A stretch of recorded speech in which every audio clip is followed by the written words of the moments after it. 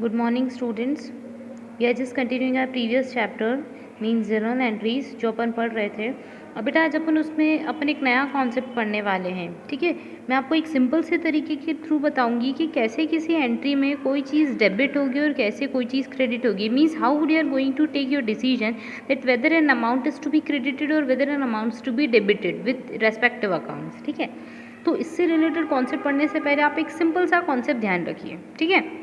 We know that आपने theory में पढ़ी रखा होगा कि एक वर्ड होता है डेबिट और एक वर्ड होता है क्रेडिट, ठीक है। एक वर्ड होता है डेबिट और एक वर्ड होता है क्रेडिट, ठीक है। तो जैसे ही अपन बात करते हैं, आपने अकाउंटिंग इक्वेशन भी पढ़ रखी होगी, assets is equal to capital plus liability. उसी के आगे का कॉन्सेप्ट अपन पढ़ने वाले हैं, ठीक है।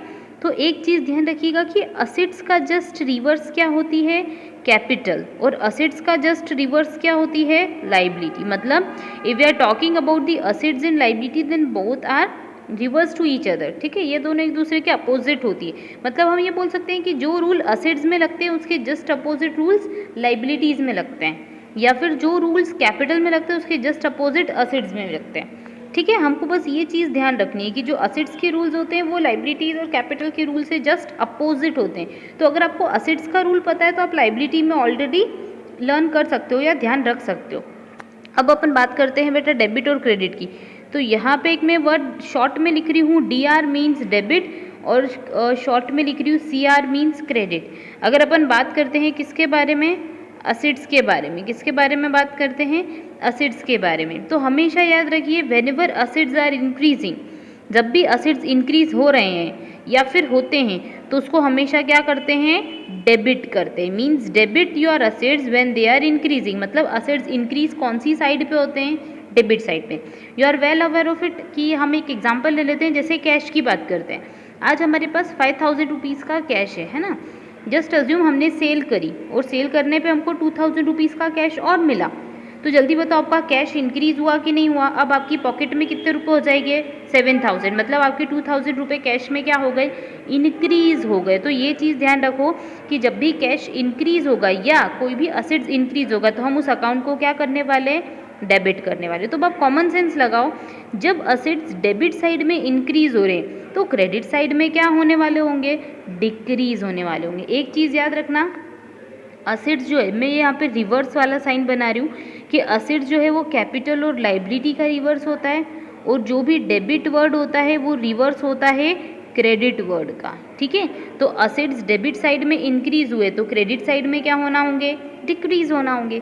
अब अपन को पता है कि असेट्स का उल्टा क्या होता है, कैपिटल। मतलब जब भी हम कैपिटल की बात करें या फिर जब भी हम लायबिलिटीज़ की बात करें, ठीक है, जब भी हम कैपिटल की बात करें या लायबिलिटीज़ की बात करें, कंडीशन क्या हो जाएगी, रिवर्स हो जाएगी। रिजर्व बोल दिया मैंने गलती से, रिवर्स हो जाएगी। जस्ट लाइक देखो असेट्स इंक्रीज हुए थे डेबिट में, तो लायबिलिटी इंक्रीज कौन सी साइड पे होगी, क्रेडिट साइड पे। वेरी गुड, मतलब इसकी जस्ट रिवर्स कंडीशन। अब लायबिलिटी जब इंक्रीज क्रेडिट साइड पे हो रही है तो डेबिट साइड पे क्या होने वाली होगी, डिक्रीज होने वाली होगी। क्या होने वाली होगी, डिक्रीज। जस्ट मैं आपके सामने एक एग्जाम्पल ले लेती हूँ बैंक के लोन का। आपने एक बैंक का लोन ले रखा है 5 लाख रुपीज़ का। कितने रुपए का है, 5 लाख रुपीज़ का। मान लो आपने 20,000 रुपीज़ पे कर दिए। कितने रुपए पे कर दिए, 20,000 रुपीज़ पे कर दिए। तो अब जल्दी बताओ आपकी लायबिलिटी इंक्रीज हुई कि डिक्रीज हुई। सिंपल सी बात है, आपने रीपेमेंट किया मतलब आपकी लायबिलिटी क्या हो गई, डिक्रीज। लायबिलिटी क्या हो गई, डिक्रीज हो गई, ठीक है। तो लायबिलिटी डिक्रीज कौन सी साइड पे होती है, डेबिट साइड पे। कौन सी साइड पे होती है, डेबिट साइड पे। मतलब आप जो भी लोन वाला अकाउंट है ना उसको क्या करने वाले हो, डेबिट करने वाले हो। क्या करने वाले हो, debit. I hope you got it बेटा। यस, ये कॉन्सेप्ट ध्यान रखना है क्योंकि इस कॉन्सेप्ट के अकॉर्डिंग ही पूरा जनरल चलने वाला है, पूरा लेजर चलने वाला है, और जो भी एडजस्टमेंट हम करते हैं वो इस कॉन्सेप्ट के अकॉर्डिंग ही करते हैं। तो आज अपन ने जो रूल पढ़े उसको मैं एक बार समराइज कर देती हूँ। Very first the thing which you have to consider is that assets are reciprocal या assets create reverse condition of capital as well as liability. मतलब जो चीज़ असेट्स में डेबिट होगी वो लायबिलिटी और कैपिटल में क्या होने वाली होगी, क्रेडिट। मतलब असेट्स का जस्ट अपोजिट क्या होता है, कैपिटल और लायबिलिटी। एक चीज़ ये पढ़ी। दूसरी चीज़ हमने ये बात की कि अगर अपन असेट्स की बात करते हैं, किसकी बात करते हैं, असेट्स की, तो असेट्स जो होते हैं वो डेबिट साइड पे क्या होते हैं, इंक्रीज। क्या होते हैं, इंक्रीज। तो अपन ने ये भी पढ़ा कि भैया डेबिट का उल्टा क्या होता है, क्रेडिट। और इंक्रीज का अपोजिट क्या होता है, डिक्रीज। तो असिड्स जब भी डिक्रीज होंगे तो कौन सी साइड पे होंगे, क्रेडिट साइड पे। अब आपको ये तो पता है कि असिड्स क्या होते हैं, जस्ट लाइक फर्नीचर की बात करूँ, इक्विपमेंट की बात करूँ, कंप्यूटर की बात करूँ, बिल्डिंग की बात करूँ, किसी भी चीज़ की, anything which help in production work और anything which help in generation of income would be known as our assets. उसको अपन क्या बोलते हैं, असिड्स बोलते हैं। ये तो आपको डेफिनेशन पता है ना। अब अपन पढ़ते हैं लाइबिलिटीज़ के बारे में। किसके बारे में, लाइबिलिटीज़ के बारे में। तो लाइबिलिटीज़ के बारे में जब अपन पढ़ते हैं बेटा, थर्ड रूल जो अपन ने ध्यान रखा, आपने अगर ये 3 रूल ध्यान रख लोगे ना तो आपको 11th 12th कोई सी भी क्लास के अकाउंट्स करने में कोई दिक्कत नहीं आएगी। बस ये रूल ध्यान रखना। अब अपन पढ़ते हैं कि भैया लाइबिलिटी के बारे में क्या पढ़ा था। तो लाइबिलिटी और कैपिटल हमारे लिए देखा जाए तो एक ही चीज़ होती है, क्योंकि हमको रूल लगाना होता है। बाकी उनके डिफ्रेंसिएशन होते हैं, बाकी उनके अलग अलग मीनिंग होते हैं। लाइबिलिटी अलग होती है, कैपिटल अलग होती है, आप ये चीज़ पढ़ ही चुके हैं, है ना। तो लाइबिलिटी के अंदर जो रूल लगेंगे वो असेट्स के जस्ट रिवर्स होंगे। मतलब कि अगर लाइबिलिटी की हम बात करते हैं तो असेट्स, देखो असेट्स डेबिट साइड में क्या हो रहे थे, इंक्रीज, तो इसकी जस्ट रिवर्स कंडीशन बन जाएगी लाइबिलिटी के केस में। तो डेबिट का अपोजिट क्या होता है, क्रेडिट, ठीक है। डेबिट का अपोजिट क्या होता है, क्रेडिट। तो असेट्स जो हैं लाइबिलिटीज जो है वो क्रेडिट साइड में क्या होने वाली है, इंक्रीज, और डेबिट साइड में क्या होने वाली है, डिक्रीज। बस अगर आपने ये 3 रूल्स ध्यान रख लिए तो आपकी अकाउंट्स एकदम सिंपल है। इनसे ज़्यादा और कुछ कॉन्सेप्ट ध्यान रखने की आपको ज़रूरत नहीं है, ठीक है। अब अपन गोल्डन रूल जो है वो जो पढ़े थे उनको मैं एक बार आपको थोड़ा सा ब्रीफ में बता देती हूँ। That there are 3 golden rules, ठीक है। अकाउंटिंग के क्या कितने रूल्स है, गोल्डन रूल्स है 3। उसके अकॉर्डिंग अपन ने अकाउंट्स को क्लासीफाई किया। That there are various types of accounts. तो पहला होता है हमारे पास personal account, next is real account, then there would be nominal account, ठीक है। तो उनसे रिलेटेड मैं रूल्स आपको लिख देती हूँ, ताकि जब भी हम अभी जर्नल एंट्री आगे सीखेंगे तो मैं आपके सामने ये पेज रखूंगी और इसके अकॉर्डिंग आप डिसीजन मेकिंग करेंगे कि किसी अकाउंट में कोई चीज़ डेबिट होनी है कि क्रेडिट होनी है। तो अगर अपन बेटा पर्सनल अकाउंट की बात करते हैं तो गोल्डन रूल्स में पर्सनल अकाउंट की बात करेंगे, फिर रियल की और फिर नॉमिनल की, ठीक है। अब मैं यहाँ पे लिख रही हूँ डेबिट ऊपर और यहाँ पे लिख रही हूँ क्रेडिट, मतलब क्या चीज़ आपको डेबिट करनी है और क्या चीज़ क्रेडिट करनी है उसके बारे में, ठीक है। तो first is that personal account. तो पर्सनल अकाउंट का रूल होता है debit the receiver, debit the receiver मतलब the person who is going to receive money या any type of thing, you have to debit its account. उसका account आपको क्या करना है, डेबिट। मान लो आपने राम को गुड्स सप्लाई किया, राम को गुड्स बेच दिया, तो अब जल्दी बताओ आपकी साइड से गुड्स कौन लेके गया, आपके पास से गुड्स किसके पास गए, राम के पास गए। तो राम को क्या करने वाले हो आप, डेबिट, क्योंकि वो रिसीवर है। एंड क्रेडिट द गिवर, जो भी पर्सन कुछ चीज़ दे रहा है वो आपके लिए क्या बन जाएगा, क्रेडिट हो जाएगा। क्या हो जाएगा, credit. I hope you got it, ठीक है। अब अपन रियल अकाउंट का रूल पढ़ते हैं। तो रियल अकाउंट का रूल बेटा ऐसा बोलता है कि डेबिट व्हाट कम्स इन, जो भी चीज़ आपके बिजनेस में आई है उसको क्या कर लो, डेबिट। जैसे अभी अपन ने बात की थी राम की, कि राम ने गुड्स दिए हैं अपन को, तो अपने पास क्या हो गए, गुड्स आ गए। गुड्स आ गए means it came into our business, तो anything which is going to come in our business it would be debited. अब अपन सोचते हैं कि क्या क्रेडिट करना पड़ेगा। तो रियल अकाउंट के अंदर आप देखो इसका जस्ट अपोजिट, जैसे रिसीवर का जस्ट अपोजिट गिवर था, वैसे कम इन का अपोजिट क्या हो जाएगा, गोज आउट, ठीक है। तो anything which goes out from your business it would be credited. जब भी कोई चीज़ आपके बिजनेस से जाती है तो उस चीज़ को आप क्या करने वाले हो, क्रेडिट, ठीक है। जस्ट अज्यूम आपने एक फर्नीचर खरीद रखा था, ठीक है, आपके पास फर्नीचर था। अब आपने फर्नीचर जो है वो राम को दे दिया, किसको दे दिया, राम को। तो आपके पास से फर्नीचर चला गया ना, मतलब furniture goes out from your business, तो it should be credited. Yes और no, I hope you got it, ये चीज़ आपको समझ में आई होगी। अब नॉमिनल अकाउंट पढ़ते हैं बेटा। तो आपको पता है नॉमिनल अकाउंट का रूल क्या बोलता है। तो नॉमिनल अकाउंट का रूल ऐसा बोलता है कि आपको कोई सा भी अकाउंट ना स्पेसिफिक मेंटेन करने की ज़रूरत नहीं है, आपको सिर्फ नाम रखना है। जैसे हम बात करते हैं सैलरी, काय की बात करते हैं हम, सैलरी।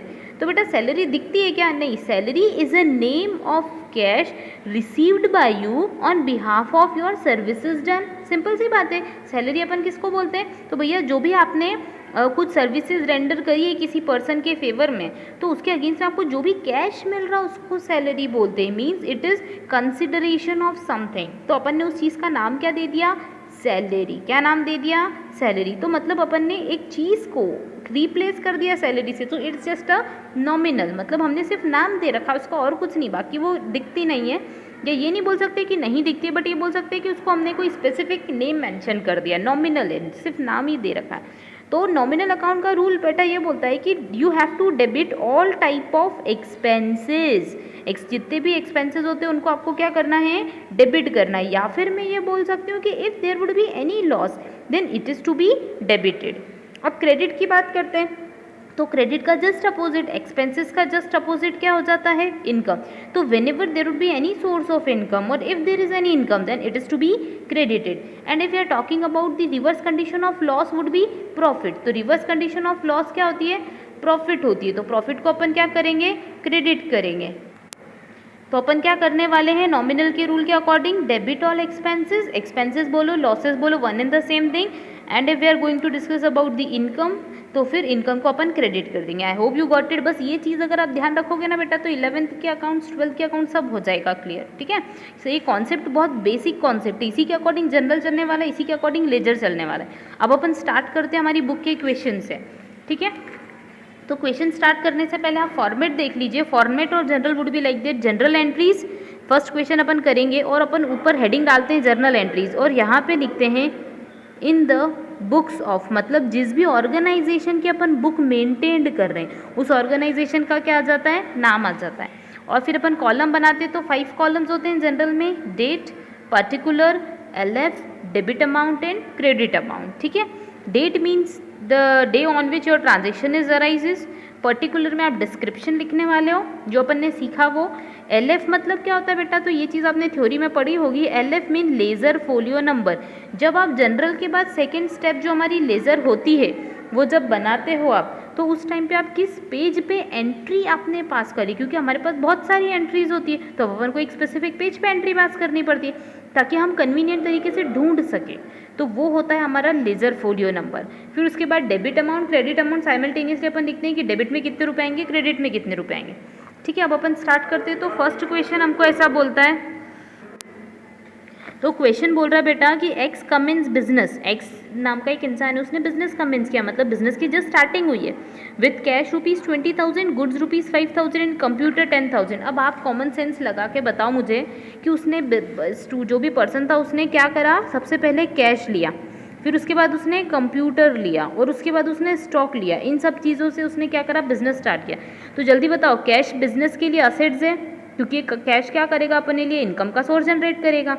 कंप्यूटर भी कुछ ना कुछ उसको बेनिफिट पहुंचाएगा और स्टॉक भी बेनिफिट पहुंचाएगा। तो इफ अगर अपन इसको कंसिडर करें तो ये सारी चीज़ें हमारे लिए क्या हो जाती है, असेट्स। तो आपको पता है assets would always be debited. तो अपन जर्नल एंट्री क्या पास करने वाले हैं, अपन ने बिजनेस स्टार्ट किया है कैश से, तो अपन लिखते हैं कैश अकाउंट डेबिट,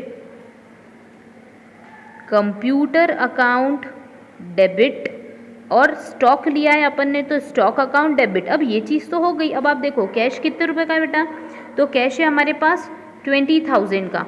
फिर गुड्स यानी कि स्टॉक है हमारे पास 5,000 रुपये का, अपने पास क्या है, स्टॉक। और कंप्यूटर अपन ने लिया है 10,000 का। जल्दी बताओ डेबिट में कितने रुपए हो गए, 20, 10, 30, 30 + 5 35।